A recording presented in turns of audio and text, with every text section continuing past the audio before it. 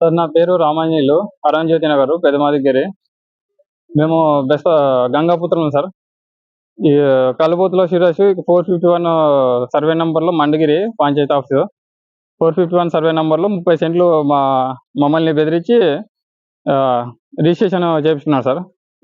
ఇప్పుడు మా చిన్న అసలు మాది ఏం లేదు అనుకో, డబ్బులు అడిగితే కూడా డబ్బులు కూడా ఇవ్వడం లేదు.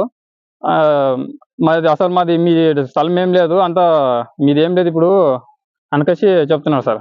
అది మీదేం లేదని చెప్తుంటే నేను వీళ్ళ ఎవరు దేవాని రామకృష్ణారెడ్డిని కూడా కలిసినాను. మాది ఏం లేదు అంటున్నారు కదా, మరి డాక్యుమెంట్ చూపించండి అంటే డాక్యుమెంట్ కూడా చూపించడం లేదు వాళ్ళు. మరి మాదేం లేకున్నప్పుడు మా దగ్గర ఎందుకు, మా నాన్నని ఎందుకు దొంగతనంగా పిలుచుకుపోయి సంతకాలు పెట్టించుకున్నారని అడిగితే దానికి కూడా ఈయన రామకృష్ణారెడ్డి కూడా ఏమి సమాధానం ఏం చెప్పలేదు. డాక్యుమెంట్ చూపిస్తాను అన్నారు కానీ చూపించలేదు. సర్వే చేయించుకోవడానికి మండగిరి పంచాయతీ ఆఫీస్కి వెళ్తే అతను సర్వేర్ ఉండి డాక్యుమెంట్లు సరిగ్గా లేవు అని అంటే ఈ ఆర్వర్ అడంగల్లో పేర్లు మార్చినారు సార్. అబ్దుల్ వహీద్ సాబ్ తండ్రి మళ్ళీ నరసింహమూర్తి అన్నట్లు దీంట్లో నా అడంగల్లో పేర్లు అన్నీ మార్చేసినారు.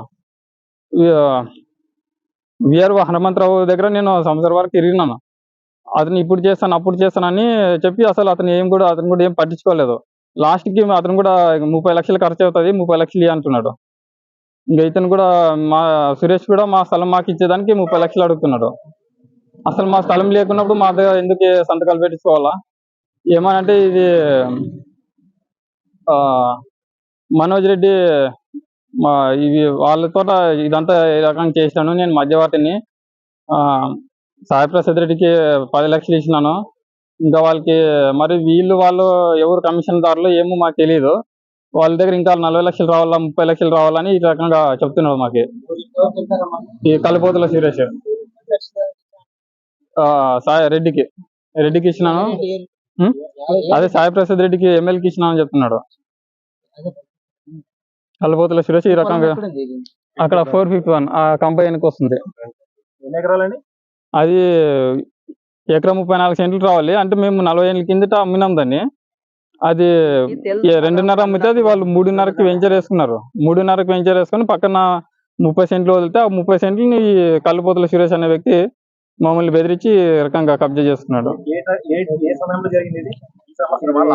2020లో సార్, కరోనా సమయంలో. విఆర్ఓ ఇతను హనుమంతరావు ఉన్నారు సార్. విఆర్ఓ హనుమంతరావు ఉన్నారు సార్. అదే సంప్రదించిన కాంటాక్ట్ కూడా ఉంది. అది డాక్యుమెంట్లు వెతుక్కున్నాను, కలెక్టర్ ఆఫీస్ లో అన్ని డాక్యుమెంట్లు తెచ్చి వెతుక్కున్నానని చెప్తున్నాడు. మళ్ళీ ఇక్కడ కర్నూలుకి పంపించినాను అని ఇక్కడ ఈ రకంగా చెప్పినాడు. ఎంఆర్ఓ ఆఫీస్ దగ్గర సైన్లు పెట్టినాను అని ఈ రకంగా చెప్పి సంవత్సరం పాటు తిప్పినాడు. మళ్ళీ కొన్ని రోజుల తర్వాత ఫోన్లు చేస్తే నేను ఇక్కడ బొంబాయికి పెళ్లికి పోయినాను, మరి ఫారెన్ టూర్కి వెళ్ళినాను అని ఈ రకంగా చెప్పినాడు. అదన్నీ ఏమీ లేదు. మా చిన్న వాళ్ళు వాళ్ళ సైడ్ ఉన్నారు అనమాట, ఈ కలుబోతుల సురేష్ సైడ్. మాది ఏం లేదు అన్నప్పుడు మరి అంటే ఇంతకుముందు అసలు వాళ్ళు కూడా ఏం పట్టించుకోరు సార్. ఇంతకుముందు ఒక డ్రైనేజ్ విషయంలోనే కంప్లైంట్ చేస్తేనే వాళ్ళు వైసీపీ వాళ్ళు మా మీద దాడికి చేస్తే కూడా దాన్ని పోలీస్ స్టేషన్కి వెళ్ళి కంప్లైంట్ ఇస్తే 3 టౌన్ పోలీస్ స్టేషన్ వాళ్ళు మేము ఇది కంప్లైంట్ తీసుకోము, జస్ట్ వైట్ పేపర్లో రాసుకుంటాం అంతే, మీరు వెళ్ళి కౌన్సిలర్ దగ్గర మాట్లాడుకోండి అంటే అని చెప్పినారు అంతే. వాళ్ళు కూడా కంప్లైంట్ తీసుకోలేదు. నా పేరు అరుణజ్యోతి గారు.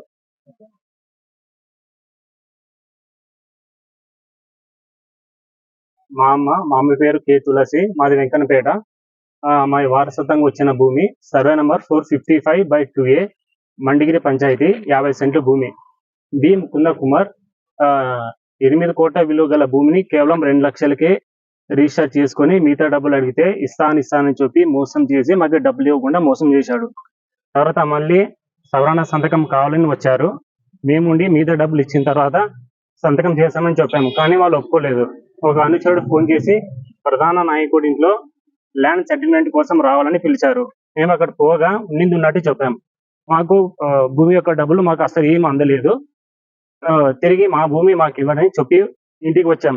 అంతకనేం జరగలేదు. మళ్ళీ కొన్ని రోజుల తర్వాత ఒక అనుచరుడు ఫోన్ చేసి 8 కోట్ల విలువైన భూమి కేవలం 5 లక్షలకి వచ్చి సవరణ సంతకం చేయాల్సిందే అని చాలా ఒత్తిడి చేశారు. ఒక 2 నెలలు అట్లే చాలా బెదిరించారు, హెచ్చరించారు, చాలా చేశారు. చాలా బెజగా ఫీల్ అయినాం. దాని తర్వాత ఒక వారం తర్వాత వెన్నపూస వెంకట సుబ్బారెడ్డి తన అనుచరులతో మా ఇంటికి వచ్చి లీగల్ ప్రకారంగా ఖచ్చితంగా మీరు సవరణ సంతకం చేయాల్సిందే, లేకపోతే ముకుంద మీ మీద లీగల్ ప్రకారంగా కోర్టులో కేసు వేస్తారు అని చాలా హెచ్చరించారు. నేను దానికి కూడా ఒప్పుకోలేదు. చివరికి వెన్నపూస వెంకట సుబ్బారెడ్డి ఎలాంటి సవరణ సంతకం లేకుండానే మా భూమి తన పేరు మీద రిజిస్ట్రేషన్ చేయించుకున్నాడు. అది ఎట్లా జరిగిందో మాకు కూడా తెలియదు. మాకు ఎవరి మీద కోపం కానీ ద్వేషం కానీ లేదు. అలాని వారసత్వంగా వచ్చిన భూమి వదులుకోలేము. నేను చెప్పిన విషయాలు మీకు ఏమైనా అనుమానాలు ఉంటే సిబిఐ, సిఐడి అండ్ ఇతర ఏదైనా ఇన్వెస్టిగేషన్ డిపార్ట్మెంట్ ఇన్వెస్టిగేషన్ చేయించి ఎవరికి ఎంత డబ్బు ఇచ్చారో ఇన్వెస్టిగేషన్ చేసి మాకు న్యాయం చేయాలని కోరుతున్నాము. మేము ఇన్వెస్టిగేషన్ కి రెడీగా ఉన్నాము.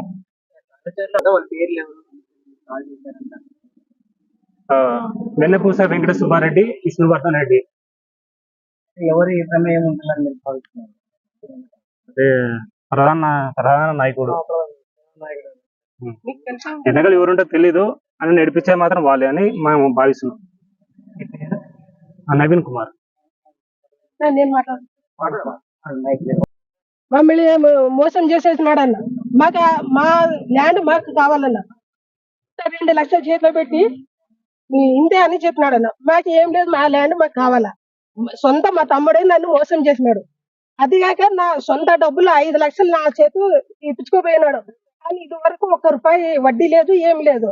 1 రూపాయి కూడా ఇవ్వను. ఎవరు చెప్పుకుంటో చెప్పు, ఏం చేసుకుంటో చేసుకో, ఇచ్చేలేనని చెప్పినాడు. తన వెనకల పెద్దవాళ్ళు ఉన్నారు.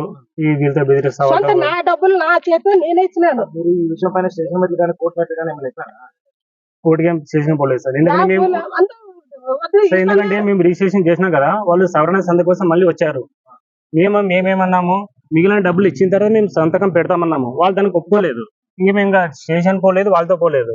వాళ్ళు మాటికి వచ్చి రిజిస్ట్రేషన్ జరిగింది సార్. ఏమంటే యాక్చువల్లీ దాని సర్వే నెంబర్ 455/1 తర్వాత ఏం చేసినారు, దాన్ని 455/2A గా చేంజ్ చేసుకున్నారు. అది ఎందుకు చేంజ్ చేసుకున్నారో తెలియదు. ఆ 455/2A లో దాదాపు 90 సెంట్లు భూమి ఉంది. అందులో మాది 40 సెంట్లు.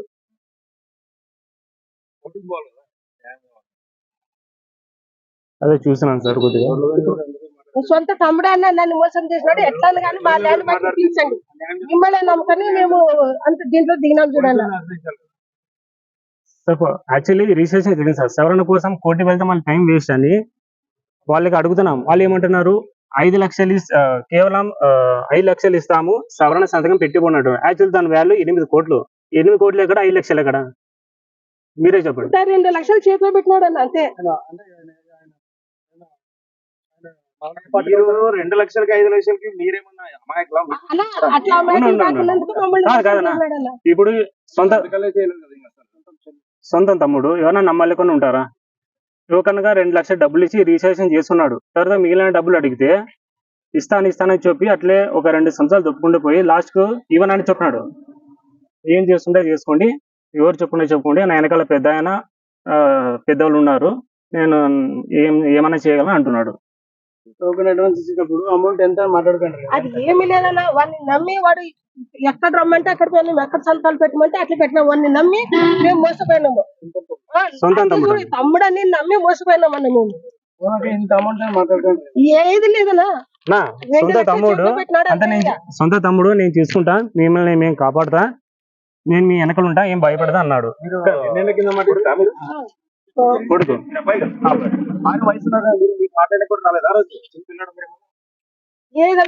అన్నా నేను చెప్తానండి. యాక్చువల్లీ 2 లక్షలు తీసుకున్నాడు, రిజిస్ట్రేషన్ చేసుకుని 2 లక్షలు ఇచ్చినాడు. నేను లేదని లేదు, ప్రూఫ్ ఉంది. అంటే ఇప్పుడు దాని వాల్యూ ఎంత? 2 లక్షలు సరిపోతుందా? అంటే నమ్మకం సార్. నమ్మకం ఎక్కడ నుంచి సార్? 2018. అమ్మ కొడుకు 100 రూపాయలకి కరెక్ట్ కాపాడినప్పుడు కూడా అంత వాల్యూ ఉన్నదానికి 2 లక్షలకి ఎట్లా రిజిస్ట్రేషన్ పోతుంది? అదే అగ్రిమెంట్ చేసుకున్నారా? రిజిస్టర్ అయింది సార్, రిజిస్టర్ అయింది. దాన్ని మళ్ళీ సవరణ చేయించడానికి 455/1 యాక్చువల్లీ దాన్ని 455/2 గా చేయించడానికి సవరణ సంతకం కావాల్సింది. తర్వాత మళ్ళీ ఇంటికి వచ్చినారు. మేము ఏమన్నాము, మీద డబ్బులు మాకు ముట్టిన తర్వాత అదే మార్కెట్ వాల్యూ ఎంత ఉందో అంత. సార్ ఉండండి, యాక్చువల్లీ దాని 8 కోట్లు 22 లక్షలు ఇచ్చినారు. మీద ఎంత అవుతుంది? 7,98,00,000. మీద డబ్బులు ఇచ్చిన తర్వాత మేము సంతకం పెడతామన్నాం, కానీ వాళ్ళు దానికి ఒప్పుకోలేదు. లాస్ట్ ఏమన్నారు? బెదిరించినాడన్న. సంతకాలు పెడతారా బెదిరించిన ఇట్లాడు. అవునమ్మా, బెదిరించడం మీరు కనీసం పోలీస్ స్టేషన్ కన్నా పోవాలి కదా మమ్మల్ని. లాస్ట్ కి వాళ్ళు ఫోన్ చేసి వచ్చి సవరణ సంతకం పెట్టండి, 5 లక్షలు ఇస్తాము, అంతకన్నా ఎక్కువ ఇయ్యాము, ఏం చేసుకుంటా చేసుకోండి అని ప్రధాన YSRCP. Finally my voice is very clear. ఎవరు కానీ దౌర్జన్యపూరితంగా రిజిస్టర్ చేసుకున్నా ఒక నిమిషం నేను చెప్పి, ఇక్కడ పేర్లు నిమిషంకి ఒకటి మారుతూ ఉంటాయి. నేను చెప్తాను, చేసినోడు ఒకడు, దాన్ని తీసుకొని పోయి రాపించినోనికి ఇంకోనికి. అందుకే చెప్తున్నాను, ఇక్కడ ఎవరు చేసినా కూడా ఖచ్చితంగా అధికారులను సక్రమ మార్గంలో నడిపి ఇంకెప్పుడు కూడా ఆదోని నియోజకవర్గంలో ప్రైవేట్ ఆస్తులు కానీ ప్రభుత్వ ఆస్తులకు కానీ ఇంకొకరు జోలికి పోకుండా, ఇంకొకరు కన్నెయ్యకోకుండా చూసుకునే బాధ్యత మేము తీసుకుంటాం. సో ఇక్కడ గవర్నమెంట్ వచ్చిన తర్వాత కూడా మేము అదే చెప్తున్నాం, మీరు తప్పు చేసిన వాళ్ళు అయితే మాత్రం ఇప్పటికైనా సరెండర్ అయిపోండి. బాధితుల దగ్గరకు వచ్చి ఏదో ఒకటి సెటిల్ చేసుకొని మీరు వాళ్ళకి న్యాయం చేయండి. లేదు చేయలేదు మేము అని అంటే okay, but time will decide. మేము డెఫినెట్ గా మేమైతే బాధితులకు అండగా ఉంటాం. మా ప్రభుత్వం వచ్చిన తర్వాత అధికారులు పిలుచుకోపోయి వీళ్ళకి న్యాయం చేయించే బాధ్యత మేము తీసుకుంటాం. నేను ఒకటే చెప్తా ఉన్నా, ఎమ్మెల్యేకి తన ప్రధాన అనుచరగణం. నేను ఒక ఊరికి వెళ్ళాను, అక్కడ తిమ్మారెడ్డి అంటారు, ఇంకోరికి వెళ్ళాను మూర్తి అంటారు, ఇంకోరికి ఊరికి వెళ్ళాను ఇంకో రెడ్డి అంటారు. ఒక్కొక్క ఊర్లో ఎమ్మెల్యే అనుచరులుగా ఉండి కబ్జాలు చేసి చివరికి ఎమ్మెల్యేకి చేరుస్తున్నటువంటి బినామీలారా, మీకందరికి ఒకటే మాట చెప్తా ఉన్నా, ప్రజల జోలికి రావద్దు. ఒకప్పుడు డాక్టర్ పార్థసారథి ఆదోళనలో లేడు కాబట్టి మీ కబ్జాలు కథలు అసలు అన్ని బ్రహ్మాండంగా నడిచినాయి. మిమ్మల్ని ఎదిరించే మనిషే లేడు. మీరు ఆడింది ఆట పాడింది పాటగా గడిచింది. కానీ ఈరోజు డాక్టర్ పార్థసారథి ఉన్నాడు, మల్లప్ప ఉన్నాడు, ప్రజలకు అండగా నిలుస్తాం. ఇక్కడ ఇప్పుడు కూటమిలో ఉన్నటువంటి తెలుగుదేశం, జనసేన, భారతీయ జనతా పార్టీ నాయకులు అందరూ కూడా చాలా స్పష్టంగా చెప్తున్నాం, ఒక్క 10 రోజులు గడిస్తే నేను ఎమ్మెల్యేగా వస్తా ఉన్నాను, ఇక్కడ గెలవబోతా ఉన్నాను, ప్రజలు ఆశీర్వదిస్తా ఉన్నారు. మేము ఎమ్మెల్యే గెలిచిన తర్వాత కూటమిలోని ప్రతి ఒక్క నాయకుడు కూడా, ముఖ్యంగా నేను, మల్లప్ప, మిగతా నాయకులందరూ కూడా ప్రజల్ని కాపాడే పనిలో ఉంటాం, వాళ్ళ ఆస్తుల్ని కాపాడే పనిలో ఉంటాం. ఎవరైతే కబ్జా, ఇంతకుముందు చాలాసార్లు చెప్పాను, కబ్జాలను ఆదోనిలో సహించేది లేదు. ఎవరు కబ్జాలనే పేరు మీద, దొంగ డాక్యుమెంట్లు సృష్టించామనే పేరు మీద, బెదిరిస్తామనే పేరు మీద, ఎవరైనా వాళ్ళ స్థలాల్లోకి వెళ్తే తరిమేస్తామనే పేరు మీద, రౌడీలు పంపించి బెదిరిస్తామనే పేరు మీద ఎవరన్నా ఇట్లాంటి పనులు చేస్తే నేను సీరియస్ గా చెప్తామని ఇంకా ఆపేయండి. ఎవరి స్థలాలు వాళ్ళకి ఇచ్చేయండి, ఇచ్చేసి పోండి. ఇంతకు మించి మీకు చెప్పాల్సింది ఏమీ లేదు. దయచేసి ఏదైనా సరే ఆదోనిలో చట్టబద్ధంగా, నేను చాలా స్పష్టంగా చెప్తాను, ఆదోనిలో ఎవరైనా సరే చట్టబద్ధంగా న్యాయబద్ధంగా బతకాల్సిందే. అన్యాయం జరిగితే లేదా ఎవరినన్నా హింసిస్తే, అక్రమాలకు పాల్పడితే వాళ్ళకి ఇబ్బందులు తప్పవు. కాబట్టి నేను చాలా సీరియస్ గా చెప్తా ఉన్నాను, మంచిగా చెప్తా ఉన్నాను, ఒళ్ళు దగ్గర పెట్టుకోండి.